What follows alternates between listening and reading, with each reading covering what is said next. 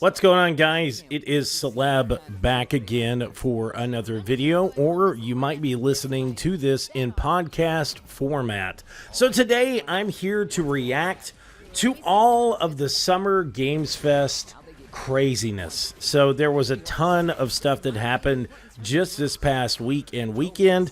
And of course, or beginning of the week and weekend. So there was the Summer Games Fest, and there was the Xbox Showcase, the Capcom Showcase, and of course, the Ubisoft Showcase. So I'm here to talk about my top 10 games that were showcased, and I've got to tell you guys, I have some good ones.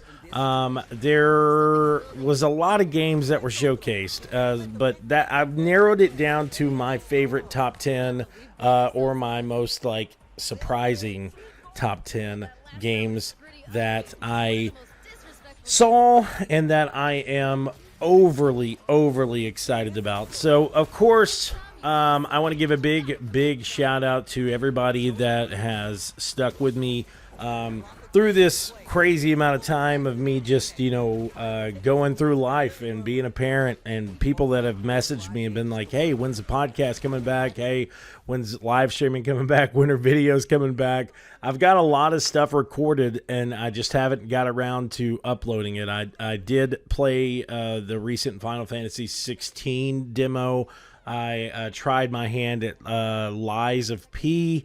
I also recorded some mobile gameplay of this gummy shooter that I wanted to share with you guys. And I'll be having a lot more content coming soon. I am on vacation right now, and things have been working out really well. I've just been relaxing, spending time with my uncle. He's down from Manhattan. Big love for him, man. Anytime he comes down, I got to spend time with him. So, like I said, we're here to talk about some of the best and brightest that were revealed during the just overall Summer Games Fest, or not E3 showcase. So first up, I want to talk about Superstars, or Sonic Superstars. I was going to say Supersonic, but Sonic Superstars, man. I mean, a return to form in this game, back with a classic feel. Sonic Superstars is a three-dimensional classic style of game. It's returning to the old school gameplay that made Sonic what it is, and you can play it with multiple different characters. I think you can actually play the game with co-op as well, which is going to be crazy. I don't know exactly how that's going to work out, but for me, I'm probably going to end up checking it out with not just my wife, but with my kids. I did see some craziness in the trailer or whatever that showed you have all different types of new abilities, and you have the ability of turning into these 8-bit type of squids, and it seems like it's going to have this real new age style, but it's going to feel like classic Sonic as well. I'm very excited for it, and I think it is going to be a highlight game when it comes out. I think it comes out fall of this year. It's coming out for PlayStation 5, PS4, Xbox, Nintendo Switch, and it's coming out on Steam as well. Now, one game that did return and shock me was Fable. Fable is back, and it's got a brand new look.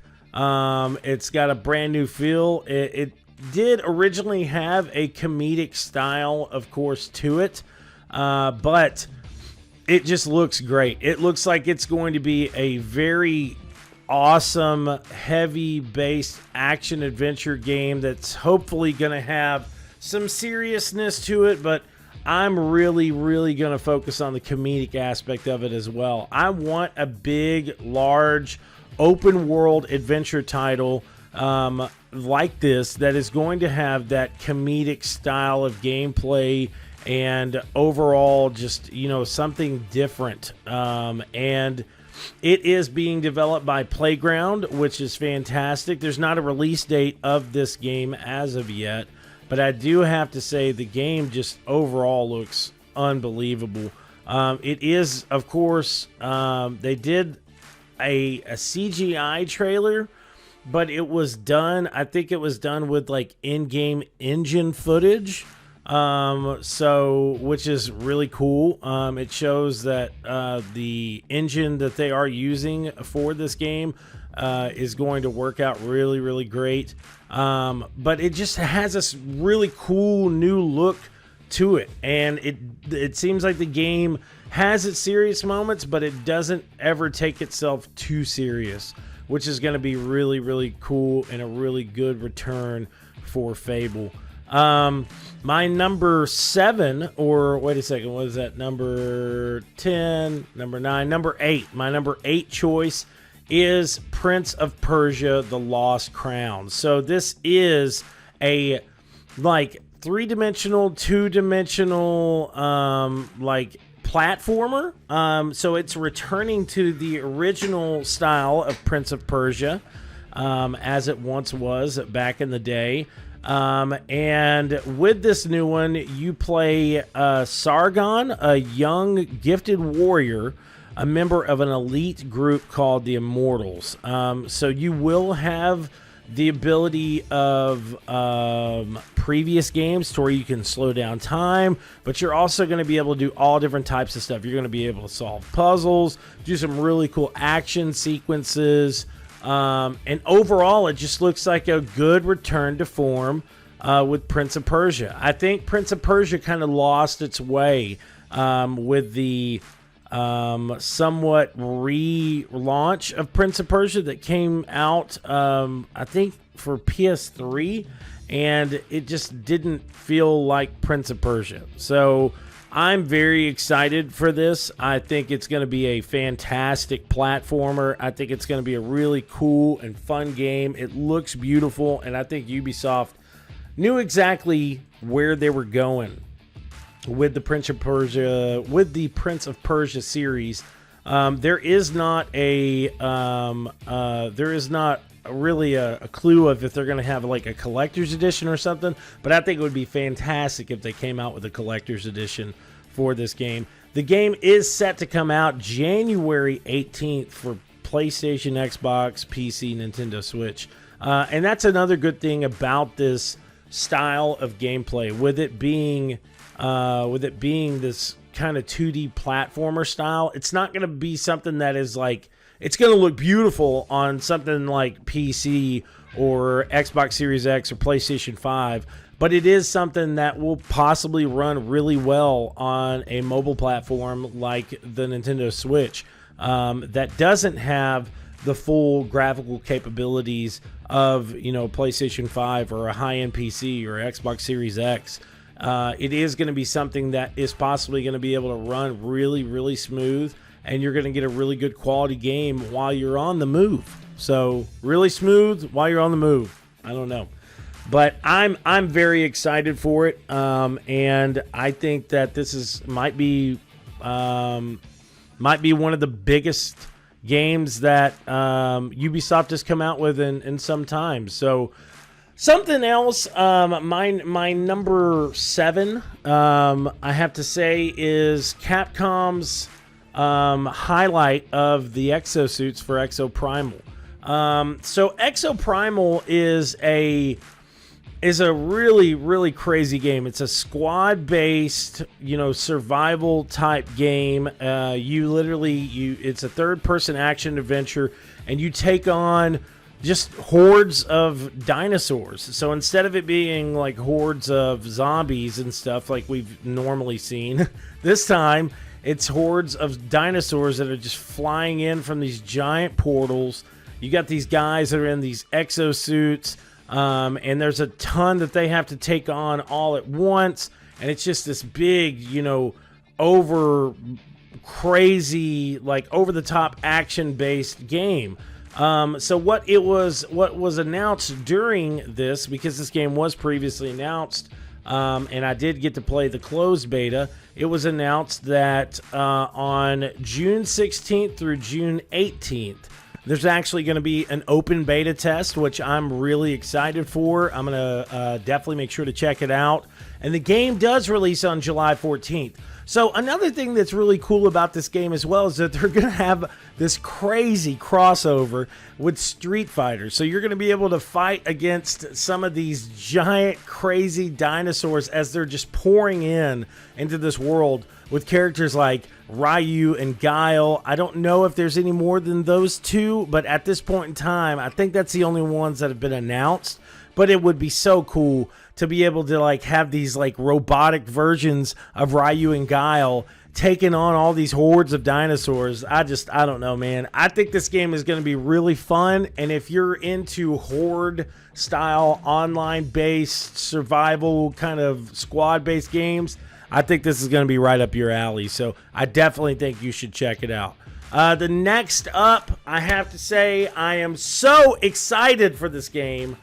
XDefiant. They showcased some really, really good news with this. There is another test coming for XDefiant. It is June 21st through June 23rd. I am very excited for this game. I did get to play the closed beta, and it's just awesome, dude. It's so, so good. And it really, honestly, in my eyes, I feel like it is the perfect culmination of all the Ubisoft worlds all together into a somewhat of a smaller, close quarter version of a first-person shooter. What was great about the beta previously is that it felt like old school kind of Call of Duty. Like, it wasn't these giant ass massive maps that just stretch so far, and you know, it was a very close quarter kind of game. It was like 6v6. And another thing is that it's going to be free to play. And I'm sure some people are going to look at this like, oh, well, you know, they're going to make it free to play and it's going to be, you know, pay to win or whatever. It's going to be cosmetic based. I'm telling you, if you are a skilled shooter, you could definitely play this game. Even if you're a casual shooter, you can play this game. You can head to playxdefiant.com right now and check it out. I'm telling you guys, this is going to be awesome. But what they revealed during this is not just the closed beta sessions or open beta sessions. The open beta sessions are happening the 21st through the 23rd, but they showed off reaction recaps from the community, and it was exactly what I thought. It was everyone that was playing this game was saying the same exact thing, that, you know, this game is going to give Battlefield and Call of Duty a run for their money. And I would even push as far as saying it's going to make a lot of people that have kind of jumped back to playing Fortnite because they haven't really been enjoying their time with Call of Duty. It's going to make them jump into something like this. If you're not the most, like, if you can't go into Counter-Strike and play, and you're not the most skilled in Call of Duty, this is a type of game that you would really like to play. It felt really nice and really balanced, and it just really felt like it was made by shooter fans to feel classic but new at the same time. You know what I'm saying? And I just thought it was awesome. I thought it was really great. The factions that they have in the game, it's all, you know, Ubisoft factions all playing against each other. So you're going to have characters from the Far Cry universe, from Splinter Cell, from Ghost Recon, and it just felt great, man. And also from The Division as well. But I would really love to see an Assassin's Creed like faction come in there. You could do something, Ubisoft. I'm sure you can. Please, I need an Assassin's Creed faction like yesterday. So, next up, Star Wars Outlaws. So, Star Wars Outlaws was just, dude. What can you say outside of what they showed off? It looks fantastic. It looks like it's going to be a great action adventure game. There was a lot of traversal. There was a lot of action. From what they said, from what some of the Massive devs said, is there's moments in the trailer to where you see the main character and she's, you know, riding on this, you know, I guess, you know, future, whatever you would say, motor jet cycle. And they're going through this town. You see this giant ship fly over them. And when that ship flies over them, one of the devs had actually stated they wanted to make a really nice big open world that you can just go and do stuff in. And that's actually something you can do. Once you see those cargo jets go over there, if you want to, you can follow it to its drop point. And since you're an outlaw, so you're going over to this area, and then you could like steal stuff from them. You could take on to different side quests and missions. And then the biggest thing that just shocked me is they at one point in time during the gameplay, they took off from the planet, flew into the open skyline, and ended up having a full-on like starfighter type battle, Star Wars battle in space, and then they just jumped to another area of space, which is just fantastic. And it just seems like a really cool open world game that's not fucking focused on damn Jedis. Like, listen, I love the Jedi Order. I love the Star Wars saga. I love all of it. I love everything that they've focused on. But that's one of the reasons why I've been, I wouldn't say pushing myself away from the Star Wars genre, but like I've kind of been feeling a little stale. Now, listen, Star Wars Jedi came out, Survivor came out, and Survivor was a great fucking game. It was awesome.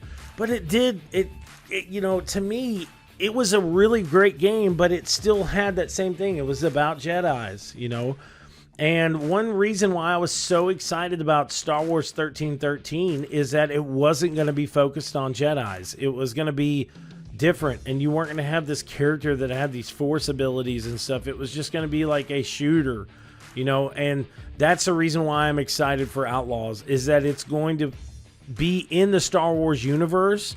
So who knows who you're going to face off against, but it is also at the same time, it is going to be a action adventure game without all the magic and without all the other. It's going to be more of a, you got to survive. You can't go out there and pick up a rock with your force powers and throw it, or throw your lightsaber at somebody. You got a blaster, and you're just an outlaw out there trying to survive the best that you can. And I love the fact that they have a female protagonist this time around as well. So I really think that's going to be a fascinating game that Massive has really poured a lot of their heart and soul into. And I'm very, very excited for this game. So it's set to come out in 2024. Hopefully it's going to come out in Q1, Q2 of 2024. But I would probably think that it's going to come out in like summer or holiday of 2024. It'd give them enough time to really kind of push, show off more gameplay, do a lot of marketing for it. So we will see, but let's just hope and pray. So that's a really big Ubisoft title right there. And of course, the next really big Ubisoft title is Assassin's Creed Mirage. Assassin's Creed Mirage is just going to be awesome. And Basim, with him back and doing this craziness that he's doing in this gameplay walkthrough, man. They showcased a full gameplay walkthrough during the Ubisoft press conference, but they showed off a lot of different stuff. They showed off in the Ubisoft press conference. They showed this off, and I think at the Xbox event, or maybe it was at the Summer Games event. I don't know. Everything's bleeding together, but either way, it was fantastic. One thing that I have said, I've had the opportunity of reviewing some Assassin's Creed games over the last couple of years, and I've loved them. I really have. But the world's almost got to the point of being too big. Originally when I did my review for Assassin's Creed Valhalla, I just loved it. It was a great game. It kind of was getting back to that whole Assassin's Creed aspect because of Basim, or I don't know. I'm saying his name wrong, I'm sure. But either way, because of his character and because of the push of the Hidden Ones and all this, they and the Creed, and it was just this big like kind of return to the roots of Assassin's Creed. But then slowly but surely, as I was playing the game, over my time of playing the DLC and this and that, it just felt more like a Viking game. It felt more like that's all it was about, was just Vikings. Instead of it being about the Assassin's Creed, it was more about, Ivor's tale of, his connection with Odin, and that was cool, man. It really was. But like, I wanted a really big return to form with the Assassin's Creed franchise that I think we started to lose after Assassin's Creed 3. We saw with Assassin's Creed Rogue how it told the tale of the hidden ones and all this and the connection, and I was slowly but surely starting to fall out of love with the Assassin's Creed series because there was such a disconnect, and losing such a big main character like Desmond Miles to me was just baffling. It really shocked me as a fan of the series, because Desmond was Desmond. I mean, he was like he was the one that was supposed to bring the Creed back to where it once was, and then he dies. I was just shocked. But with Assassin's Creed Mirage, it's returning to the classic style of gameplay of it being stealth based, and the Creed being what they were, and I'm really excited for it. And what's crazy too is that this is almost like a standalone DLC to Valhalla, and I would say that because I'm sure there's going to be a lot with this game. But what's nuts is that this game is only going to start out for like PS5 and Xbox at $49.99.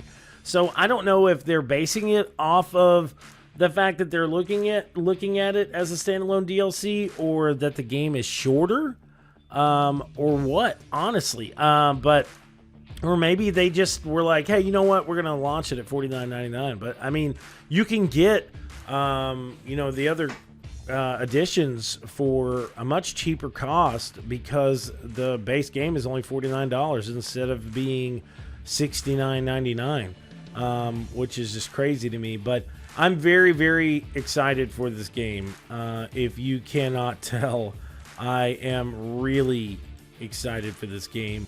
The game comes out October 12th. I do plan on hopefully being able to review the game for Ubisoft and for Cinelinx. But it's just going to be a great fucking game. I don't know really how else to say it. The classic return of stealth action, the story of the Creed going against the hidden ones and doing all this just craziness, and I think it's going to be awesome. I think it's going to be really, really good. Or the hidden ones. I'm saying this wrong. I haven't played an Assassin's Creed game in a good chunk of time, but it is going to be a fantastic game, and I think it's going to be, in my personal opinion, from what we've seen, possibly one of the better Assassin's Creed games to launch in some time. So next up, Cyberpunk Phantom Liberty. The DLC launches February 26th, and Johnny Silverhands is back. From what we have heard, it is going to be a fantastic game. I've watched some people's impressions of their like hands-on with the game from the Summer Games Fest event. It looks awesome, and instead of it being based in Night City, you're going to be in Dogtown. There was actually somebody that I watched recently that said that they had their hands on with the game, and it didn't just feel like more Cyberpunk. It felt like its own story. It felt like there was a shit ton of stuff still to do.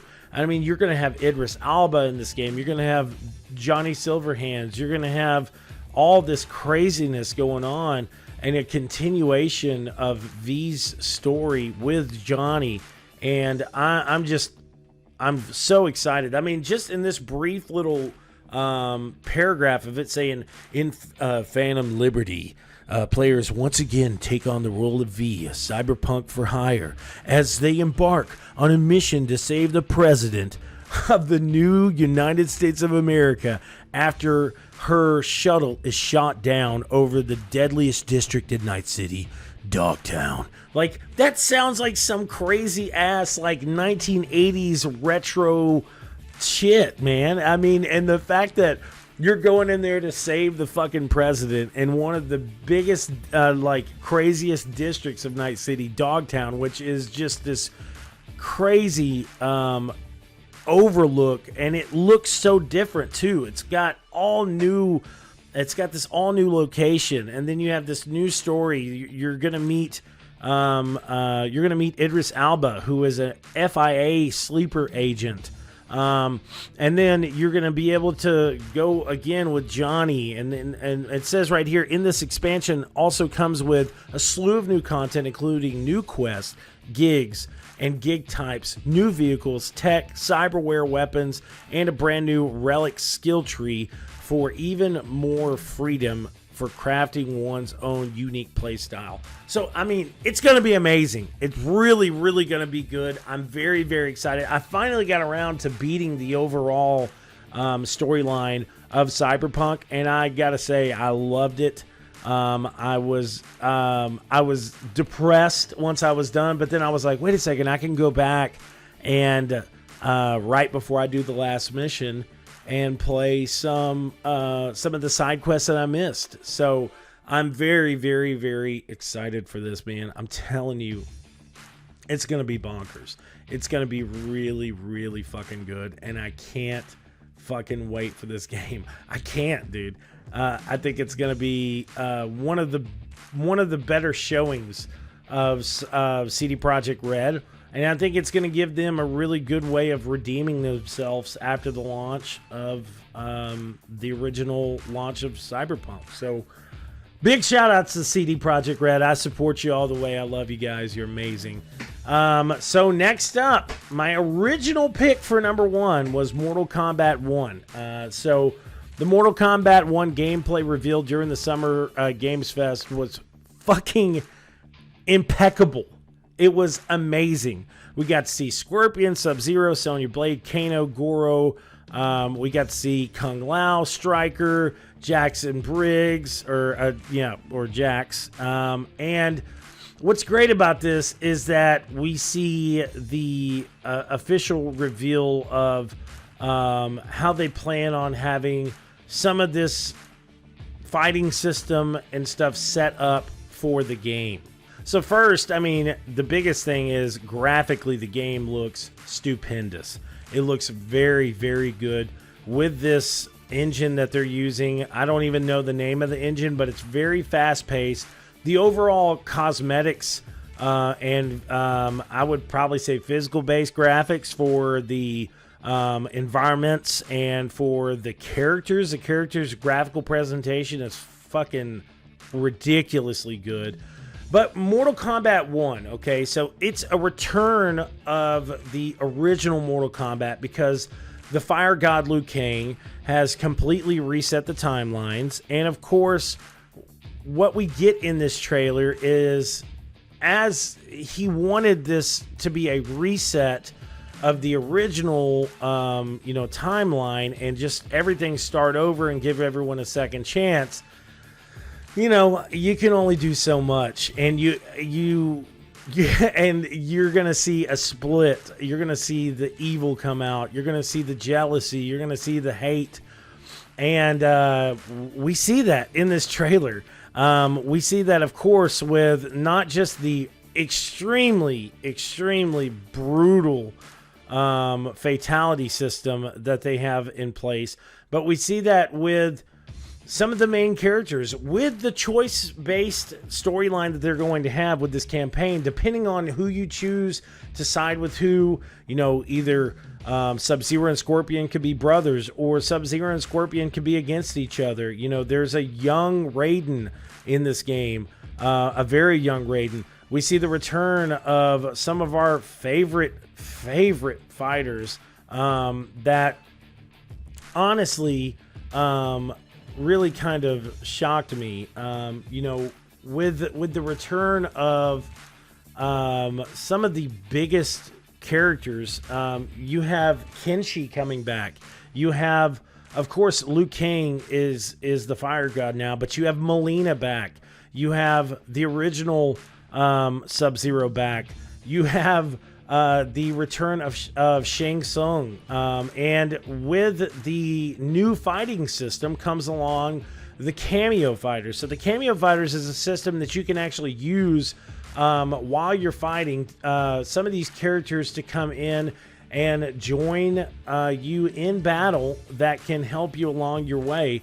We see Stryker, we see Sonya Blade, we see Jax, we see Kano, and this is the crazy thing is at this point in time, they are saying that they're not technically characters that you can fight with. So I don't know if eventually they will be available as fightable characters or what, but at the beginning of each match you actually choose your fighter and then you choose your cameo fighter. So who knows? I don't know exactly how they're going to play it, but I do know that the fucking game looks stupid good, man. I mean, it looks so good, and I've just honestly been shocked to see this game in its aesthetics and in its setting. And I mean, I know that the game was going to be good. You know, I understand that the game is going to be fantastic. You know, they have the pre-order aspects available now to where you can get, if you pre-order the game, you can get Shang Tsung as a playable character day one. Pre-order the game and you can get the beta, which I think the beta is coming out in August, I think. Also, you'll be able to have the premium edition. If you pre-order the game, you'll have 6 new playable characters, 5 new cameo characters, 1 week early access to DLC characters, the Jean-Claude Van Damme skin for Johnny Cage.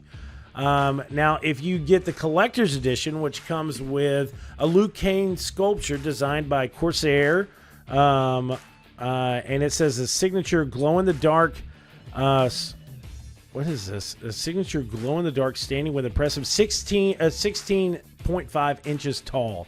That's the statue, and then it comes with prints. It comes with exclusive steelbook case, and it also comes with a Liu Kang in-game color variant inspired by Corsair figurine. So you also, with the collector's edition, you'll get 2,700 dragon crystals for in-game currency. But I'm just overly excited about this game. I think it's going to be very impressive. I think they've, from what they've showed off so far, this could possibly be the best Mortal Kombat in quite some time. And NetherRealm Studios has continuously made Mortal Kombat into not just a really good fighting game, but the best fighting game on the market. And I said recently, after reviewing Street Fighter 6, that it was the best Street Fighter to come out year to date. A lot of reviewers and players can agree with me that this game, Street Fighter, is good. But I'm going to tell you, man, I love Capcom very much, but when Mortal Kombat 1 comes out, that's going to be my focus. That's going to be what I'm going to be playing constantly. So, well, let's say this. I'm going to be playing it constantly until the next game releases. So this game comes out. Oh, no, there ain't no way. I can't even say that because this game comes out September 19th. Mortal Kombat 1 comes out September 19th. Okay. And then, God, I don't even know how I'm going to pull this off. Starfield comes out. And when Starfield comes out, it comes out September 6th. Oh, man. And I'm just now realizing this. Like, I don't know what I'm doing with my life, but, oh, dude, this is going to be rough. So Starfield, the direct showcase was showcased, and this is my number one game of the entirety of the Summer Games Fest. Now, I know I've kind of been jumping all over the place, kind of talking about hit and miss things with my games, but I'm going to tell you guys, Starfield is by far going to be game of the year. I don't see how it won't be. Star Wars, I actually had a guy on my TikTok had commented, look at Star Wars Outlaws, it looks amazing. Yeah, it looks great, dude. But we're talking about a game that's probably going to have 200 to 300 hours worth of content, bro. We're talking about a character creation system that they have in Starfield that is going to be so in-depth. It's going to be nuts. I mean, they've got a full new skill tree set up for this game. They have the full-on ship customization that you could literally build your ship how you want it to look, color schemes, jetpacks. I mean, you could literally build any type of ship. If you want to build, if you want to build the exact ship from a Star Wars game, if you want to build the exact ship from Star Wars Outlaws, you can build it. If you want to build the USS Enterprise, you can build it. If you want to build some of the ships from Mass Effect, you can build it. I mean, you can literally customize and create everything that you want. And the companions in this game are going to be bigger and better than ever. The connection that you have, the overall AI capability in this game is going to be better.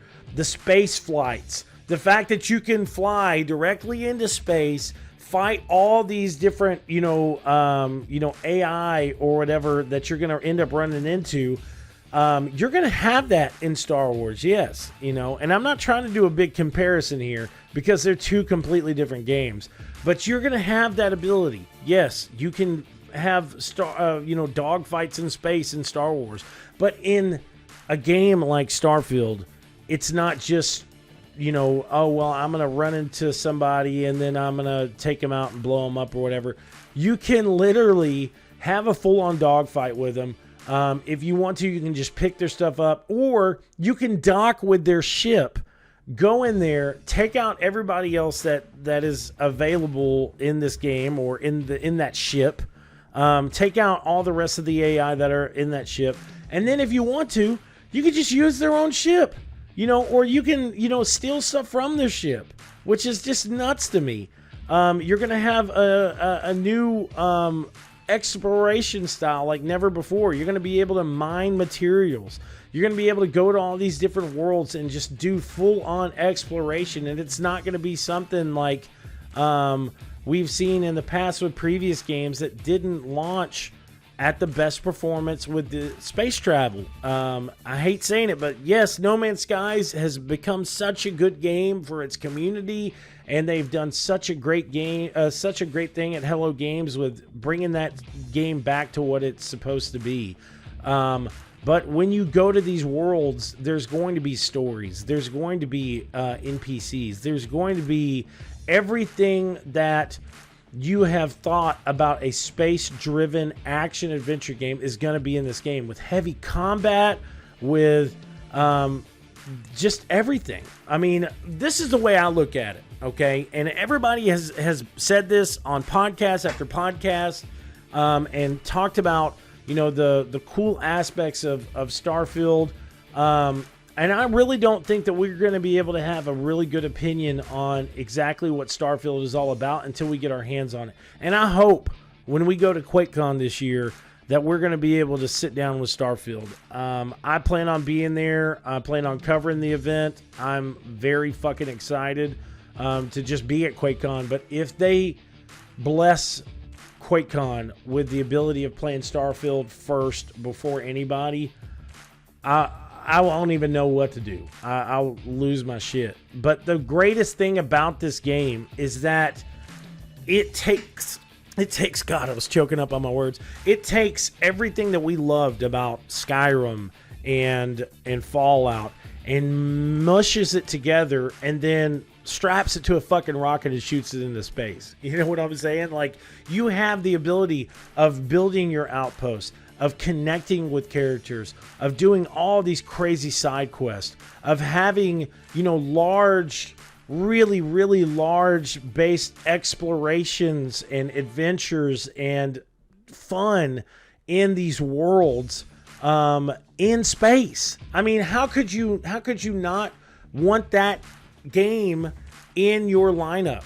But that's it, guys. I think that is really the best way of saying Starfield is my game of the Summer Games Fest lineup. And I just kind of wanted to share my thoughts with you guys and, share, if you're watching this in video format on the YouTube page, I thank you so much for watching it. And I do hope that you enjoy the time by watching this video and just overall talking or listening to me talk about games, or if anything, me gush about games. So if you get a chance, please make sure to do me a favor and check out my review of Street Fighter 6. I posted it, on release date or before release date. I gave it a 5 out of 5. It's a great fighting game. Definitely make sure to check it out. And if you haven't had a chance to yet, check out Dustin's review of Amnesia: The Bunker. As he says, it proves fictional. It says Amnesia: The Bunker proves fictional still knows horror. Frictional. I'm sorry. I apologize. I don't know. It's dyslexia. I have ADHD. I try to do the best that I can on most of these video game reviews or previews or videos, but sometimes I just pop all over the place. So forgive me, guys. But anyways, I do hope you enjoyed this video. Please make sure to comment, like, subscribe. Check us out at CineLeaks.com. And thanks for watching, guys. Peace out.